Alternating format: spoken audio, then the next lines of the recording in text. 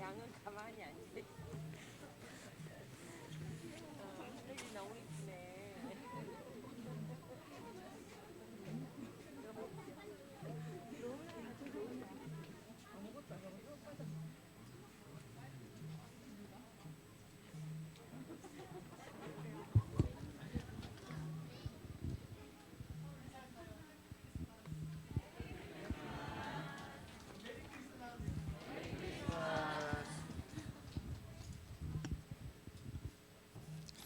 아유, 마음이 다 녹네요. 그죠? 예, 우리 조이 코너 우리 아이들의 공연을 잘 봤습니다. 오늘 꼭 봐야 되는 게 있어요. 공연도 우리 잘 봤지만 오늘 꼭 봐야 되는 게 있습니다. 그래서 무엇을 꼭 봐야 되는지 그 이야기를 같이 나눠볼까 합니다. 누가복음, 오늘 본문으로는 누가복음 2장에서 뽑았습니다. 아까 우리 조이콘 학생들이 이렇게 캐롤을 불러줬잖아요. 그 내용이에요. 예, 같이 보도록 하겠습니다. 네, 여러분들이 먼저 읽어주시겠어요? 시작.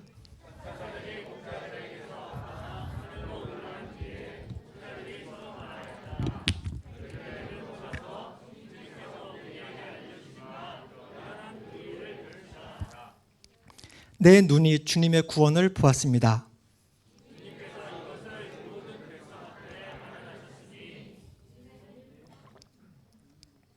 이는 이방 사람들에게는 계시하는 빛이요 주님의 백성 이스라엘에게는 영광입니다. 네. 누가복음 2장 전반적으로 다 볼 텐데 우선 본문으로는 이 네 구절을 뽑아봤습니다. 아시다시피 오늘은 예수님이 이 땅에 오신 것을 기념하는 크리스마스입니다. 어제 저녁에 영하 10도가 더 넘게 떨어졌는데도 저희가 방배역에서 크리스마스 캐롤을 부르고 왔습니다. 그죠? 붕어빵 아주머니가 감동하셨는지 우리 아이들에게 붕어빵을 한 마리씩 이렇게 주시더라고요. 그리고 돌아와서 그 어묵 오뎅 국물로 이제 언 몸을 좀 녹이고, 그리고 조성구, 유수림, 명 MC의 사회로 아주 즐거운 시간을 함께 보냈습니다. 다이소 상품권도 거의 40장 풀렸고요. 오늘 아침에 우리 조이랜드 조이코너 학생들, 어린이들 선물 좀 받았나요? 오, 네. 선물도 받았죠. 네.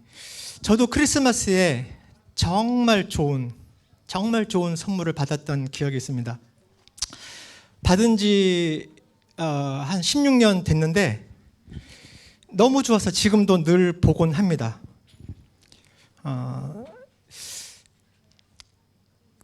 크리스마스에 받은 것을 이제 보는 거죠. 네. 크리스마스에는 예배 마치고 나서 영화 보러 갈 계획이 있는 분 계세요? 예, 크리스마스에는 뭐 영화를 보러 간다든지 아니면은 뭐 투란도트나 뭐 호두까기 인형, 예, 시즌에 맞는 그런 오페라를 보러 간다든지 이렇게 한 편 정도는 봐줘야지 뭐 이런 게 있죠. 네, 좋습니다. 그런데 그런 선물이나 영화, 뭐 오페라 그런 것보다도 크리스마스에 모든 사람이 여기 계신 뿐만 아니라 여기 계신 분들뿐 아니라 이 세상 모든 사람들이 꼭 봐야 되는 게 있습니다. 근데 더구나 이것은 하나님께서 우리에게 꼭 보여주고 싶으신 거거든요. 근데 사람들이 잘 몰라서 못 보는 경우들도 있습니다. 이게 뭘까요? 네, 오늘 읽었던 이 말씀이죠, 그죠? 우리는 주님의 구원을 봐야 되거든요. 그 이야기를 오늘 해보려고 합니다. 계시하시는 빛으로 오신 예수님이 바로 우리에게 주신 하나님의 선물입니다. 그 이야기를 이제부터 해보겠습니다. 1961년 소련이라는 나라가 있던 시절이 있습니다. 지금은 러시아로 바뀌었죠. 여기 우리 조이스쿨 학생들은 그런 나라가 있었나 생각할 텐데 그렇다고 아주 먼 옛날은 아니에요. 여기 우리 할머니 할아버지들이 여러분들 나이만 할 때 이야기니까 인류 최초로 유리 가가린이라고 하는 우주 비행사가 지구 밖으로 나가서 지구를 한 바퀴 이렇게 돌았던 아주 어마어마한 인류사에 있어서 아주 최초로 그죠? 그렇게 했던 날이 있습니다. 그죠? 그 당시 이 소련의 수상이었던 니키타 후르시초프는 그것을 보고 이렇게 말을 했다고 합니다. 신문 기사에 난 거예요. 우리 러시아의 종교는 공식적으로 무신론이다. 무신론이라는 것은 신이 없다라고 생각하는 그런 생각들입니다. 우리는 지금 무신론의 증거를 그 어느 때보다도 많이 갖게 되었다. 사람을 하늘나라에 보내봤지만 그곳에 신은 없었기 때문이다. 이것이야말로 최고의 증거다. 이런 거를 그 수상이 했다고 합니다. 그죠? 사람을 하늘나라로 올려서 보내봤는데 거기서 찾아봤는데 하나님이 없었다는 거죠. 그러니까 이 세상에 신은 없다. 이게 이 후르시초프라고 하는 수상이 하는 말이었습니다. C.S. 루이스가 거기에 대해서 반박합니다. C.S. 루이스는 여러분들 나니아 연대기라는 책이나 뭐 영화 알죠? 그 나니아 연대기를 쓴 작가입니다. 그래서 이 C.S. 루이스가 후르시초프가 하는 말을 듣고 보는 눈, seeing eye라고 하는 짧은 에세이를 썼습니다. 거기서 이렇게 답합니다. 여러분 모두 한번 생각해 보세요. 만약 하나님이 존재하신다면 우리는 1층에 사는 사람이 2층에 사는 사람을 만나듯 하나님을 뵙지는 못할 것입니다. 후르시초프는 하나님을 마치 2층에 사는 사람인 것처럼 생각하고 있습니다. 바로 2층에 사람을 올려보내놓고는 마침 그때 그 집에 사람이 아무도 안 사니까 없으니까 원래 2층엔 아무도 안 사는 게 분명하다라고 말해버리는 거라는 겁니다. 생각해 보세요. 만약 하나님이 존재한다면 1층에 사는 사람이 2층에 사는 사람을 만나는 것처럼 그분과 관계를 맺을 수는 없을 거라고 합니다. C.S. 루이스는 계속해서 말합니다. 오히려 생텍 쥐페리가 어린 왕자를 만나는 것과 비슷하다고 봐야 한다고 합니다. 어린 왕자 책은 우리 조일랜드 친구들도 알 것 같아요. 그죠? 예, 그 어린 왕자를 지은 작가가 생텍 쥐페리라고 합니다. 예, 바로 요 책 아마 다 봤을 것 같아요. 그죠? 글을 읽을 수 있으면 다 봤겠죠. 우리 조이콘의 문맹 3명 빼고. 예. 예, 이 어린 왕자를 지은 작가가 생텍 쥐페리라고 합니다. 그러니까 지금 후르시초프가 말하는 거는 그거는 말이 안 되는 거다. 그것은 이렇게 말이 되는 게 오히려 말이 되는 거다. 생텍 쥐페리가 어린 왕자를 만나는 것 이렇게 봐야 되는 거다 이거죠. 생텍 쥐페리는 어린 왕자를 창조한 작가죠. 자, 그러면 이 어린 왕자가 생텍 쥐페리를 알까요? 서로 아는 사람인가요? 아는 관계인가요? 그죠? 생텍 쥐페리는 어린 왕자를 알아도 어린 왕자는 이 작가를 모를 거예요. 그럼 알 수는 있을까요? 어린 왕자가? 어린 왕자가 이 작가를 알려면 어떻게 해야 될까요? 방법이 있습니까? 우리가 어린 왕자 이야기하니까 그 수많은 별들을 찾아다니잖아요. 그러면 한 1000개 정도 찾아가 보면은 생텍 쥐페리를 만날 수 있습니까? 발견할 수 있나요? 없을 겁니다. 아마. 알 수 있는 유일한 방법은 생텍 쥐페리가 작가가 자기의 이야기를 자기 자신을 이 작품 속에다가 집어넣는 것 말고는 다른 방법이 없을 것입니다.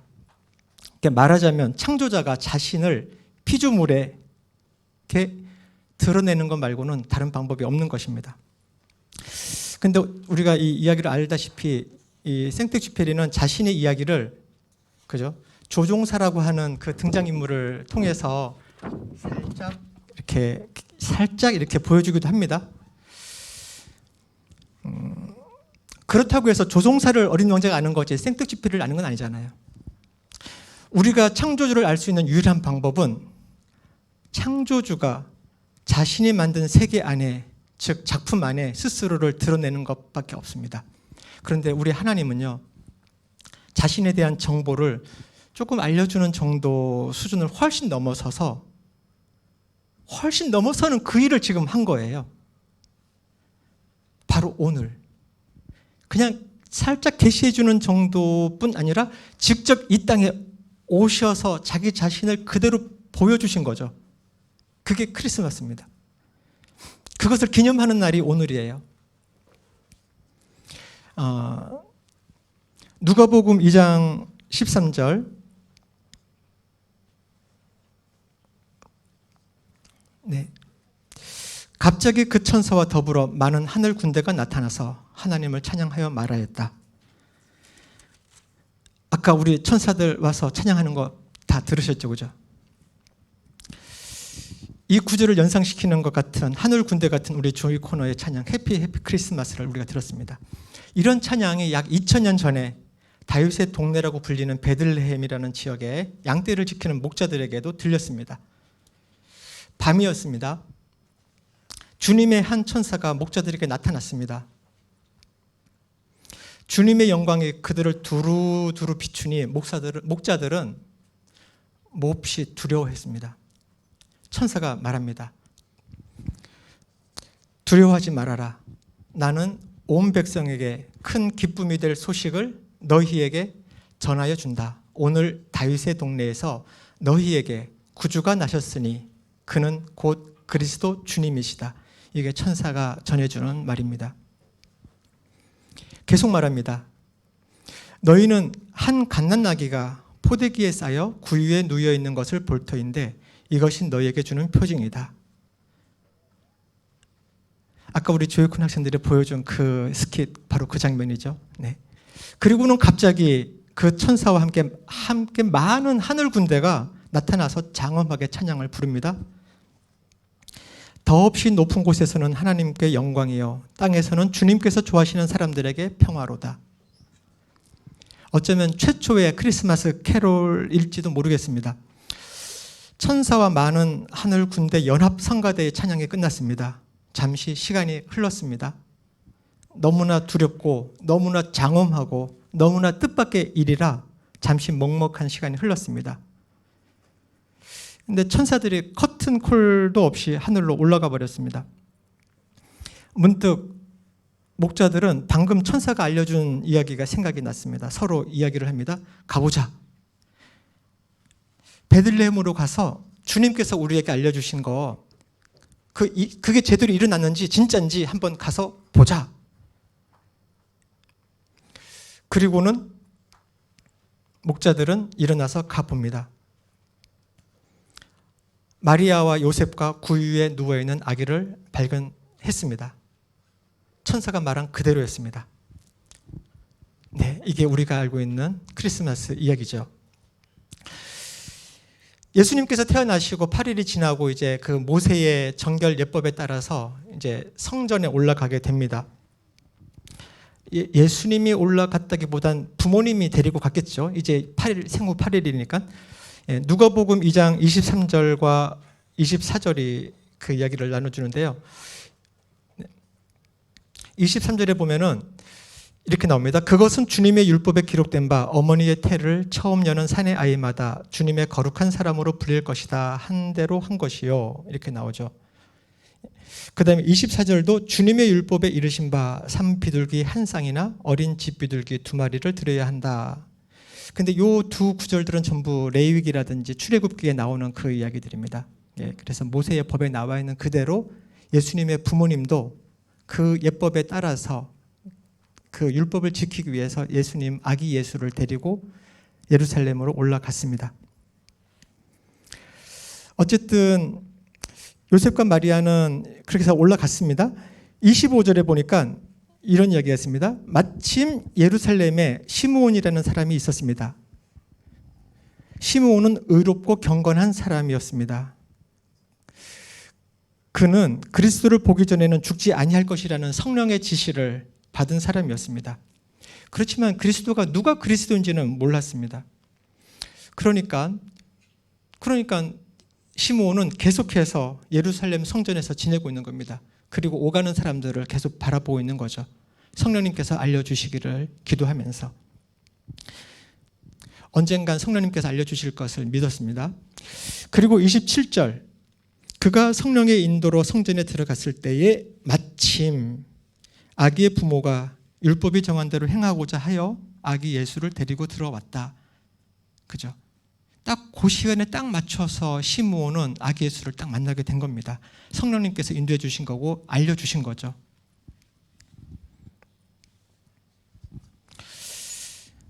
어, 29절에 보니까요, 이 종을 세상에서 평안히 떠나가게 해주십니다 라고 말하면서 찬양을 드리는 겁니다.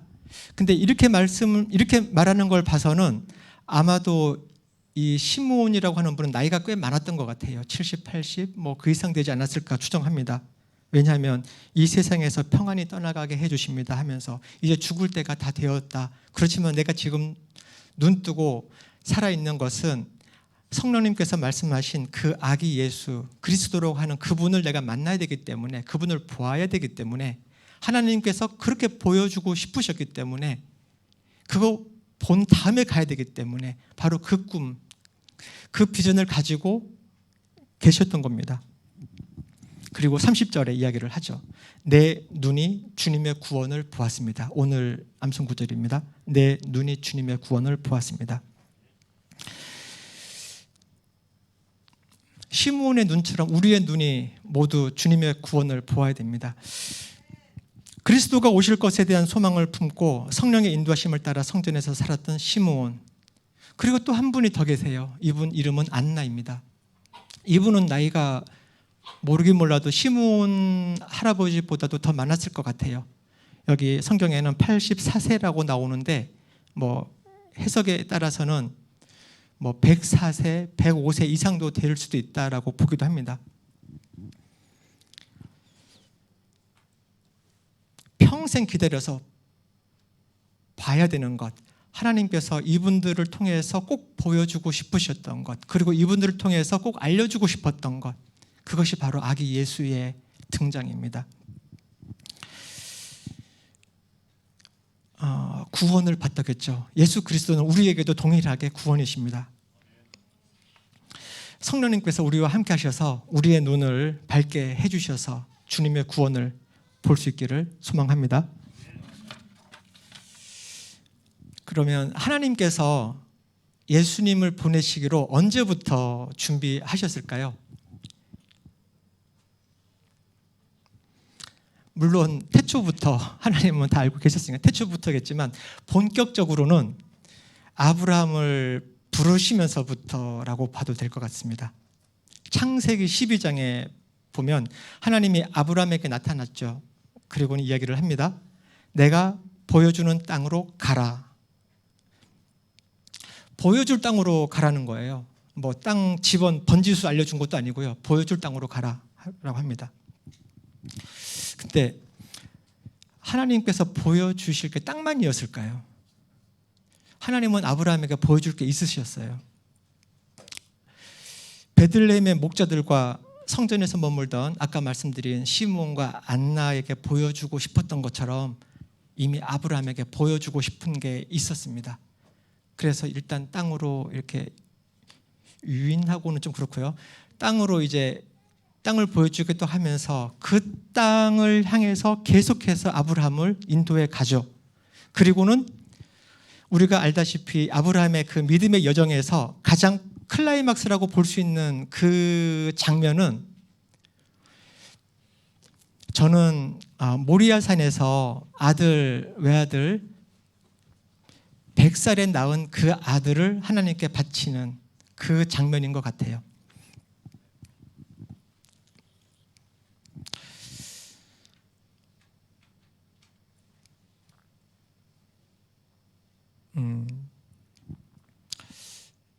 근데 그 장면까지 가기 전에 하나님께서는 아브라함을 많이 훈련을 시키셨어요. 롯이랑 같이 이렇게 쭉 다니다가 롯이랑 헤어지고 나서 그리고 나서 마음이 굉장히 울적한 이 아브라함에게 하나님께서 나타나셔서는 동서남북을 보라고 합니다. 너의 눈을 들어서 북쪽과 남쪽, 서쪽과 동쪽을 보라고 이야기를 합니다. 이 동서남북에 대해서는 제가 지난번에 한번 말씀드린 적은 있는데 다시 한번 좀 보도록 할게요.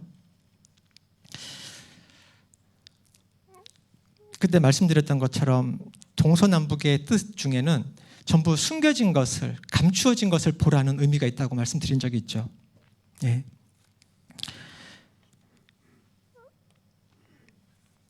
제가 오늘은 이 중에서 이 남쪽 네게브 지역이라고 하는 이 지역, 메마른 땅에 숨겨진 것을 보라. 이 부분을 가지고 조금 더 이렇게 살펴보도록 하겠습니다. 마른 땅에 숨겨진 것을 보라.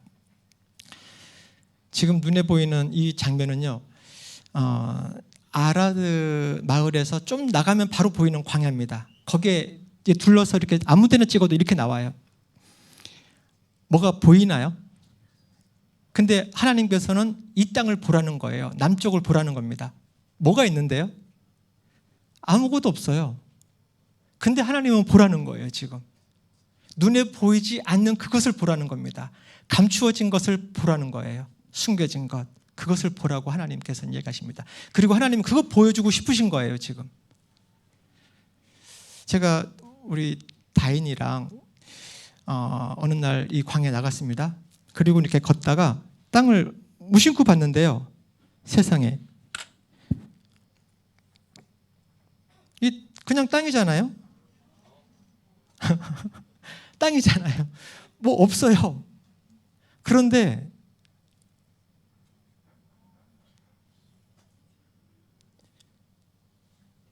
꽃 한 송이가 딱 있는 거예요. 누가 이 꽃을 여기다가 이렇게 던져놨나, 꽂아놨나 이런 생각이 들 정도로. 근데 아까 보셨던 것처럼 그런 광야거든요. 누가 꽃을 여기다 던져놔요, 그죠? 이건 뭘까 하고는 정말 신기해서 이렇게 봤습니다. 누가 꽂아놓은 거 아닐까 싶어서 제가 다른 각도로 찍어놨습니다. 예. 이 마른 땅에서 이것을 뚫고 지금 꽃 한 송이가 딱 나온 거예요, 지금. 나 여기 있다. 나 찾아라. 이거예요.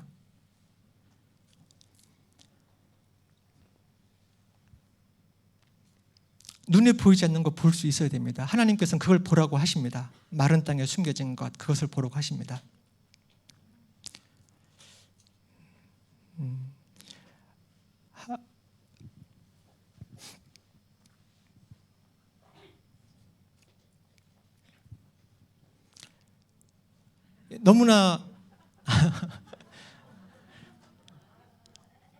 너무나 신기해서요.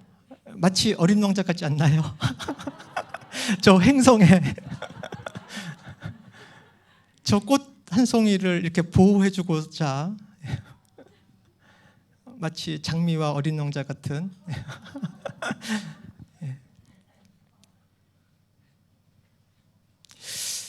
하나님께서는 이렇게 감추어진 것을 보라고 하시는 것 같아요. 제가 전날 저 장면을 보면서 하나님의 그 메시지를 진짜 마음에 새겼던 것 같습니다.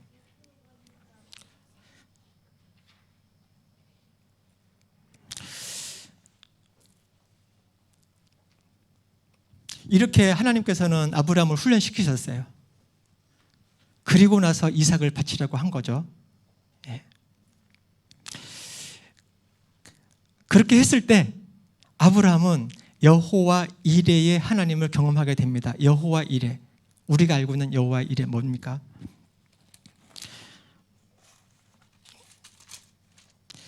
우리가 성경을 펴서 보면요, 이렇게 나옵니다. 여호와 이레.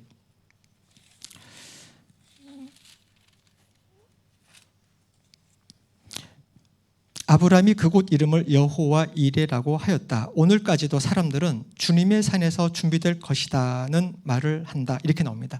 주님의 산에서 준비될 것이다. 그러니까 하나님께서 준비하신다 이런 뜻이 있고요. 그 다음에 그 밑에 또 주석을 보면요, 이렇게 보입니다. 주님께서 산에서 친히 보이신다. 이 레라고 할 때 레라는 단어는 보다, 보이다 이런 뜻이거든요. 그래서 하나님께서 친히 보이신다라는 뜻입니다. 그러니까 아브라함은요, 하나님께서는 아브라함에게 친히 보여주고 싶은 게 있으셨고 이 모리아 산에서 모리아산에서 드디어 그것을 보여주신 거예요.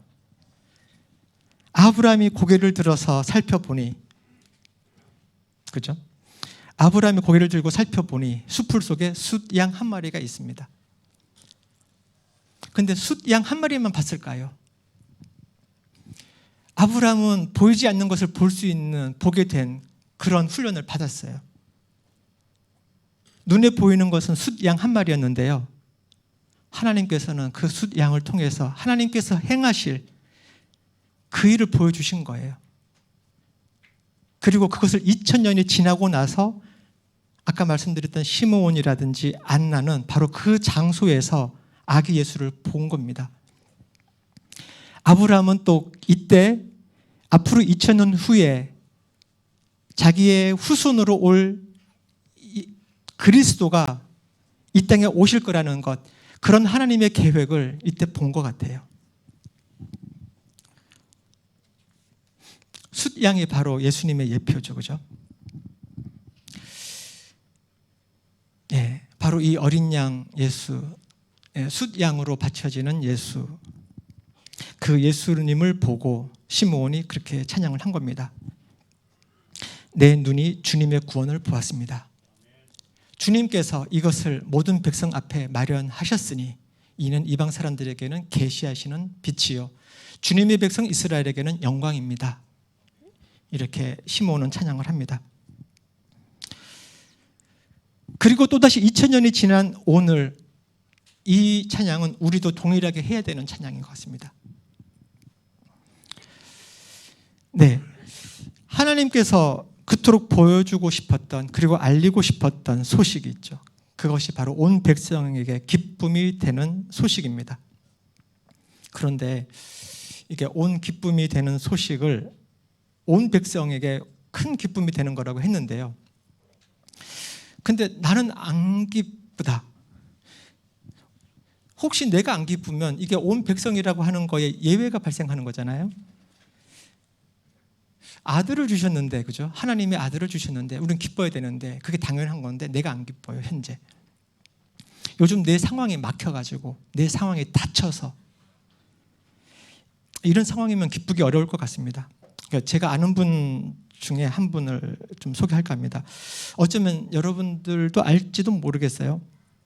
근데 이 사람보다 더 꽉 막힌 성도님들도 계실지 모르지만 얘기 한번 들어봐 주십시오. 이분은 요즘 기준으로 봐도 좀 늦게 결혼했습니다. 나이가 40이 돼서 결혼을 했으니까요. 뭐 나이도 있고 얼른 아기를 낳고 싶었습니다. 이분 집안이 대를 이을 아들이 되게 중요했거든요. 그런데 아기가 안 생기는 겁니다. 뭐 처음 1, 2년 정도는 뭐 그럴 수 있지, 뭐 신혼이니까 이러면서 지나갔습니다.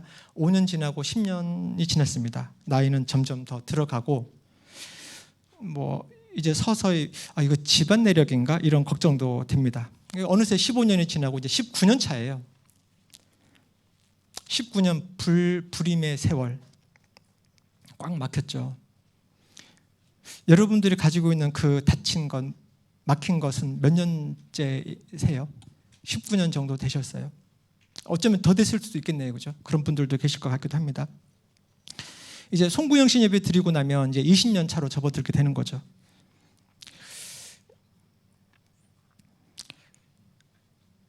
우리의 문제가 20년 이상 됐다 하더라도 이분의 이야기는 우리들에게 소망이 될 걸로 생각이 됩니다. 다행히 이분이 부모님에게 그 신앙 교육은 참 잘 받았던 것 같아요. 그래서 이제 뭐 10년 차, 15년 차 막 되면서부터는 매일 하나님 앞에 나가서 기도의 자리로 나갔습니다. 아내가 아기를 갖게 해달라고 간절하게 기도하는 거죠. 근데 우리 하나님은 참 좋은 분이십니다.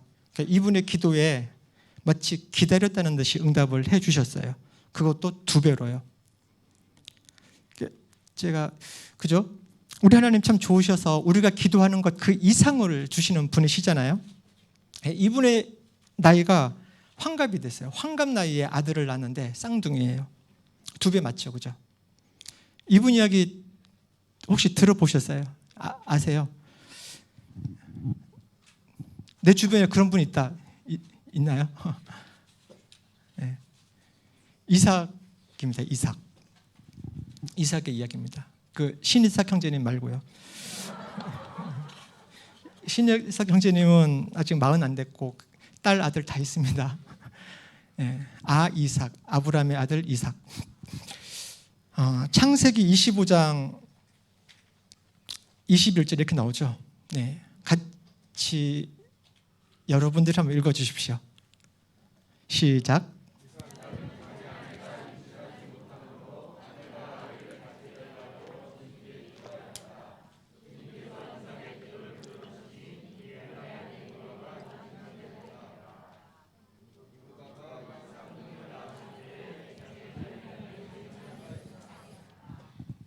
네, 제가 지어낸 이야기가 아니라 성경에 나와 있는 이야기입니다.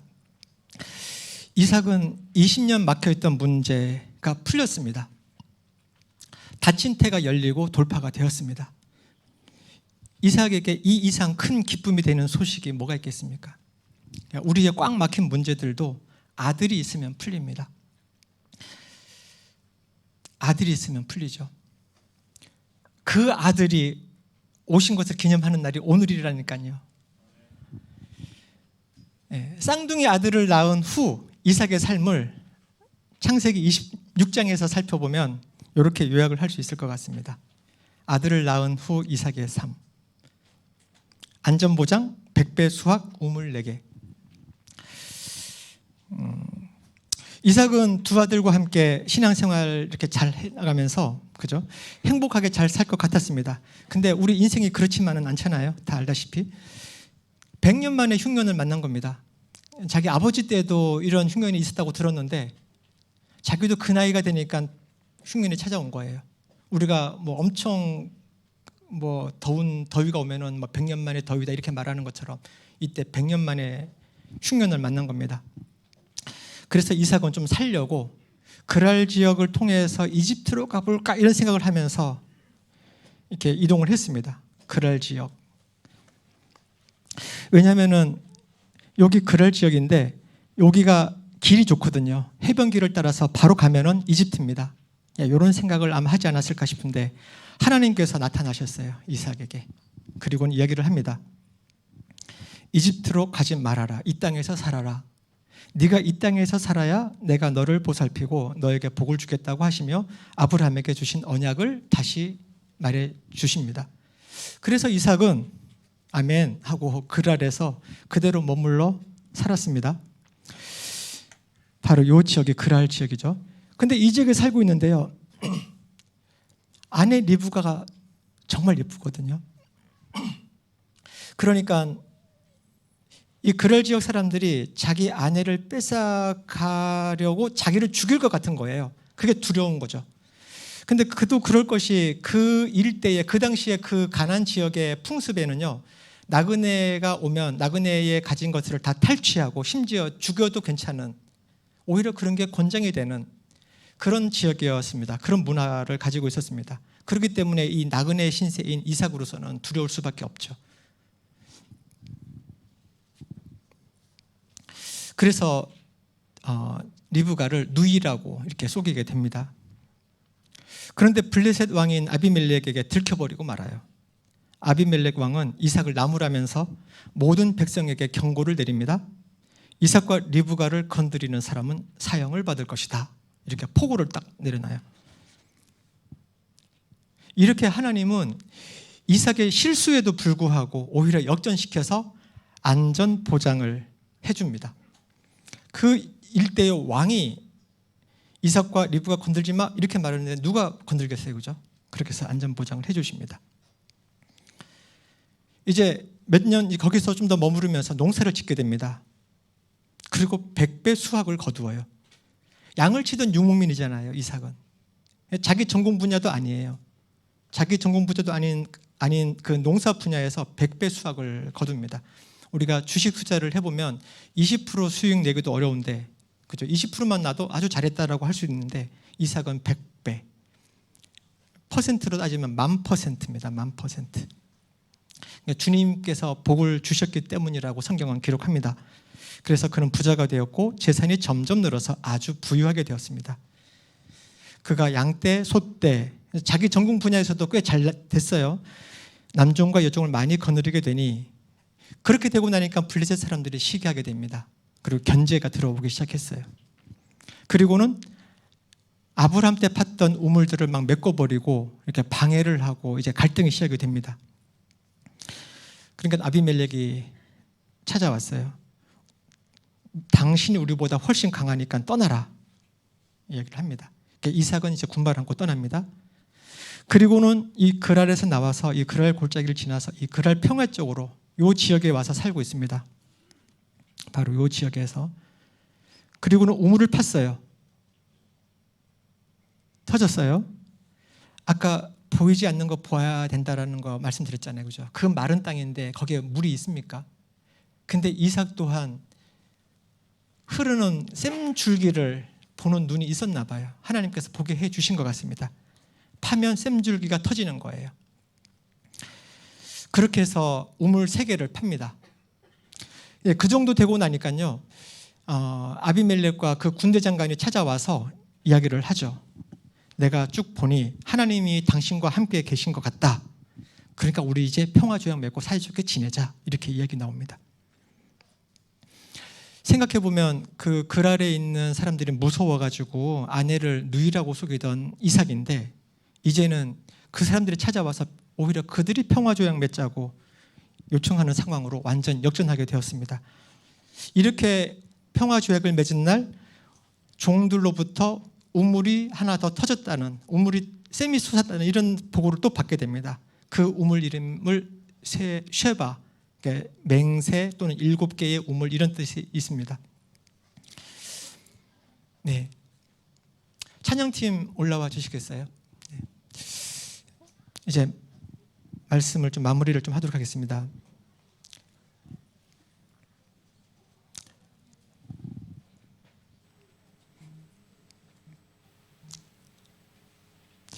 이삭이 잘못한 것도 하나님은 선하게 바꾸셨어요. 그리고 안전보장의 계기로 만드시고 100배 수확의 우물 4개 그 이상이었겠습니다. 근데 하나님께서 이렇게 복을 주시는 이유가 있습니다.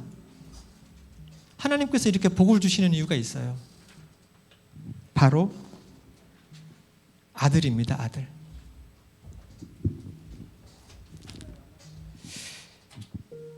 하나님께서 이렇게 복을 주시는 이유는요, 바로 아들이에요. 생육하고 번성하라고, 수많은 아들을 낳으라고 복을 주시는 것입니다. 우리 개인의 삶에도 그러하고요, 우리 교회 공동체에도 동일합니다.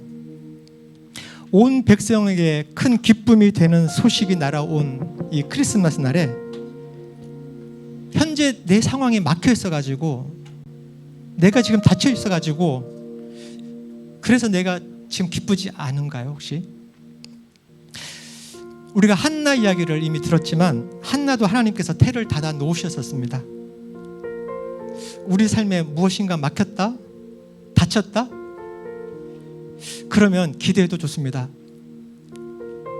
막힌 상황을 보는 것이 아니고요, 닫힌 상황, 거기에 매몰되어 있는 것이 아니라 아무것도 없어 보이는 저 광야 마른 땅에 샘줄기를 숨겨 놓으셨고, 그죠? 아름다운 꽃을 숨겨 놓으신 그 하나님, 그 하나님의 그 은혜를 우리가 봐야 됩니다. 우리가 기억했으면 좋겠어요. 내가 내 상황이 지금 닫혔다, 막혔다. 그러면 하나님께서 뭔가 하나님 스케일로 일을 시작하시려고 하나 보다, 이렇게 생각했으면 좋겠습니다. 오랫동안 막혔습니까? 그러면 더 간절함으로 기도의 자리로 나오라는 하나님의 초청일 수도 있습니다. 하나님은 신부된 교회에게 아들이 필요한 것을 아십니다. 가져 제자 삼으라는 말씀은 영적인 아들을 많이 낳으라는 말입니다.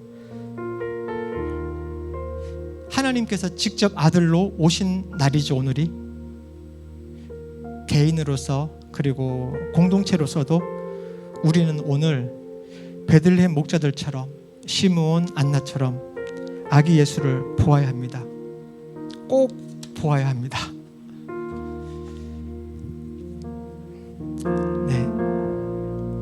어제 오늘 요한일서 저희가 매일 성경으로 큐티를 하고 있는데, 그죠? 예, 거기 나오는 구절입니다. 제가 읽고 기도하겠습니다.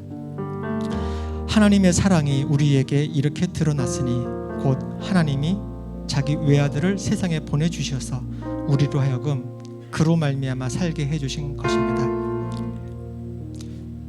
네. 오늘 말씀 크리스마스입니다. 오늘 말씀 생각을 해보면서 잠깐 기도하는 시간을 갖도록 하겠습니다.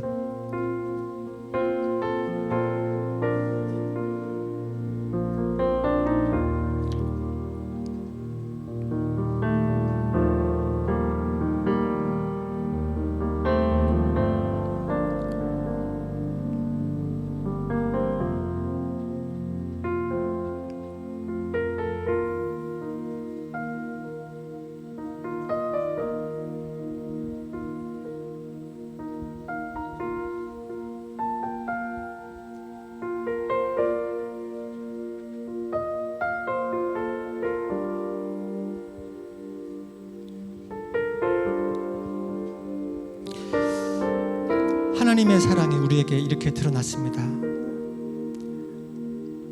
하나님께서 예수님을 이 세상에 보내주셨습니다.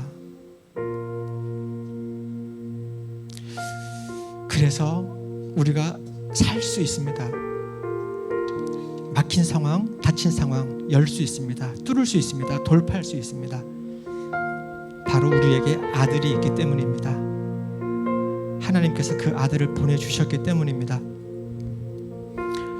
하나님, 네, 저는 아들이 필요합니다. 저에게 아들을 주셔서 감사합니다. 네, 아들을 잘 키우겠습니다. 생육하고 번성하라고 하는 그 의미를 잘 새기겠습니다. 저에게 부어주시는 이 모든 복들은 바로 그 아들을 잘 키우라는, 그리고 생육하고 번성하라는 아버지 하나님의 뜻인 것을 이 크리스마스 날에 오늘 다시 한번 생각해 봅니다.